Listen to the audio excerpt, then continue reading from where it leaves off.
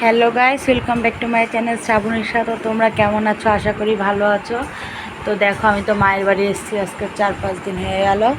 তো বেশি কথা না বলে তোমাদেরকে আমার ঠাকুমার সাথে পরিচয় করাই দিই। এটা হলো আমার ঠাকুমা। ঠাকুমা, সবাইকে নমস্কার দাও।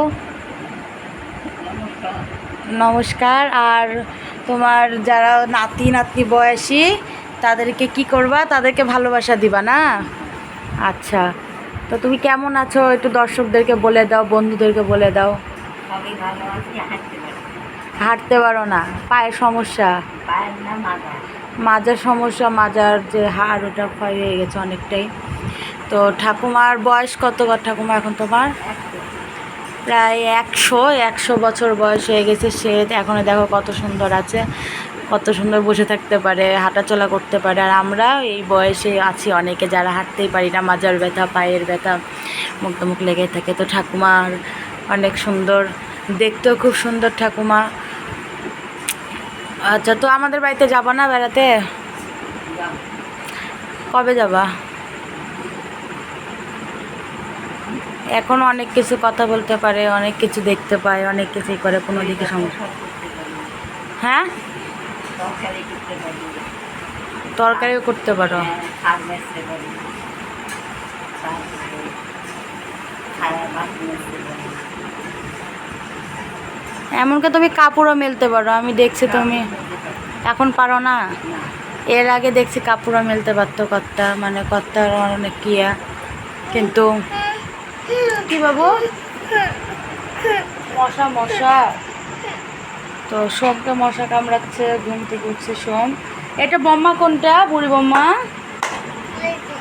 তো হ্যাঁ, তো এই যে ছবিতে ওর বম্মাকে দেখছে, ওইটা বুড়ি বম্মা, মনে ওর বুড়ি বম্মা হয়। তো দেখো, আমি আজকে চলে যাব, ওই জন্য ঠাকুমাও আসছে। তো ঠাকুমার সাথে যে তোমার সাথে আলাপ করালাম। ঠাকুমা, তো তোমার হচ্ছে নাতি নাতিদেরকে উদ্দেশ্যে কি বলতে চাও সবাইকে? ভালো থাকো, সুস্থ থাকো সবাই।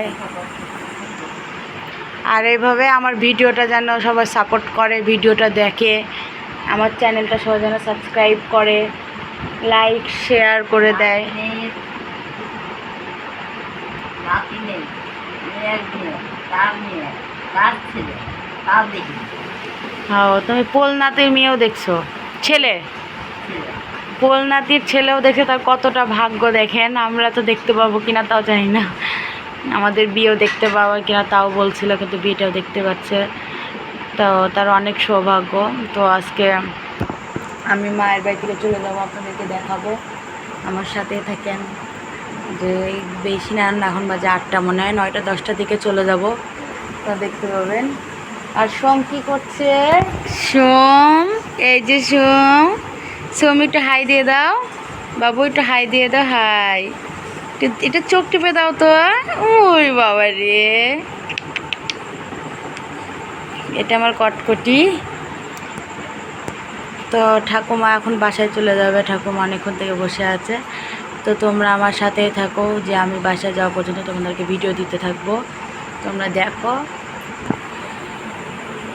তো গাইজ দেখো, যে আমি বেরিয়ে গেছি, চলে যাচ্ছি বাবার বাড়ি থেকে। এত খারাপ লাগছে যে বলার মতো না।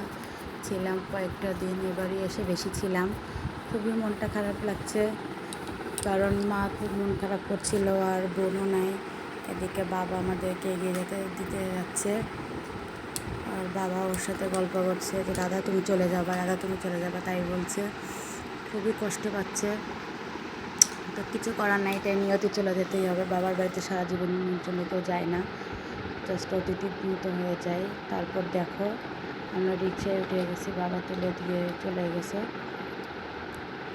তো দেখো, ভদ্রা হয়ে চলে যাচ্ছি। আমিও চাচাকে জিজ্ঞাসা করছিলাম যে আপনার কয় ছেলে মেয়ে, আপনার বাড়ি কোথায়? চাচা বলছে যে আমার বাড়ি বিনোদপুর। দেখো, রাস্তার লাইটগুলো এত সুন্দর লাগছে যে বলার মতো না। মেয়েদের নিয়তিটাই এরকম, যে বাবার বাড়ি সারা জীবনের জন্য তাদের না, আর শ্বশুর বাড়ি চলে আসলে অধিকারটা অন্যরকম হয়ে যায়। জানি অধিকার থাকে, কিন্তু এই যে থাকার অধিকারটা, এটা থাকে না। তখন পরের ঘরে চলে